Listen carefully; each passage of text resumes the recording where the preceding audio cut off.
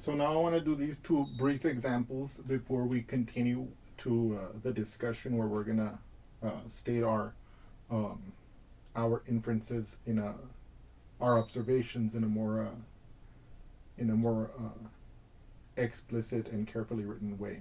Okay, so we can crystallize the observations we've made. Okay, but before we do that, we're just gonna look at these two brief examples. Okay, so again, we're gonna follow the rules very carefully. The first thing is we're going to start by looking at this sum from left to right, and the first number we're going to make our arrow that represents it with the tail starting at 0. Okay, so in this case the tail will start at 0.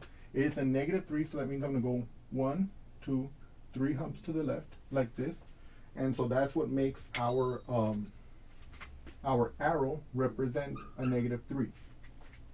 Then how do I affect this addition? I then place the representation for the second number over the first, but in such a way that the tail lines up with the point of the arrow representing the first number. So like right there, and it's 3. So that means I'm going to go 1, 2, 3. Right. So that arrow on top represents our +3. Right. And then how do I represent the sum?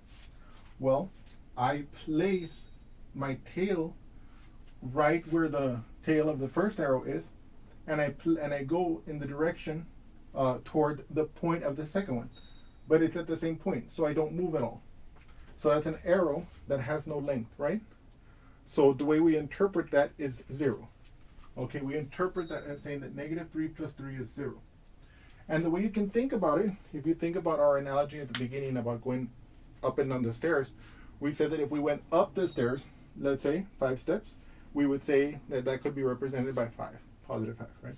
If we went down 5 stairs, we could say that we could represent that by, let's say, -5. So we also said that the situation where you don't move up or down, we could say we moved 0 steps. And you can see that's what happened here. We can imagine that we walked down 3 steps, then we walked back up 3 steps. That's the same thing as having moved no steps at all. Now, in actual fact, if you actually did do that, you actually did some work because you actually walked 3 steps down and 3 steps up. So you actually did work. So it's not an exact match. But in terms of like the effect of the movement, you did 0 steps. Okay? And so that's how we can interpret this. Okay? So this is you can think of this as the arrow that represents 0, but of course, it's not an arrow like other arrows because, it has no length. What about this situation here, the 4 + -4? Now, I imagine that most of you probably are already imagining that this is going to be the same situation as the one we just saw. And of course, you guys are right. So we can definitely say that this is going to be 0 right off the bat. But even though we know that, even though we suspect that, even though we feel that, let's draw the picture anyway, again, to cement how we're doing this. We start out by looking at the sum from left to right.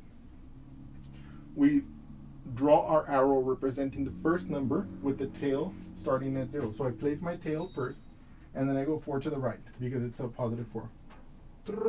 Like this, you see? That arrow represents my +4. Okay, so I'm going to label it like this so it looks beautiful, and so it's labeled. Then how do I perform the addition? I then attach a second arrow representing the second number above the first, but in such a way that its tail begins where the point of the arrow representing the first number ends up. And then since it's -4, it's going to go 1, 2, 3, 4 to the left, right? And we get that arrow. That arrow represents the -4, right? And now look what happens. How do we get the arrow that represents the sum? We start by placing our tail where the tail of the first number began, which was here. And then we move in the direction where the point of the second arrow ended up. Well, it ended up in the same place. So again, we have an arrow that doesn't go in any direction. What does that mean? Again, that represents 0 in terms of like an arrow. And we can see that it does in fact give us the interpretation we have here. Okay.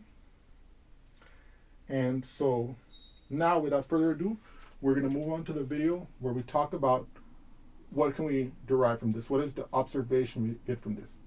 Thank you.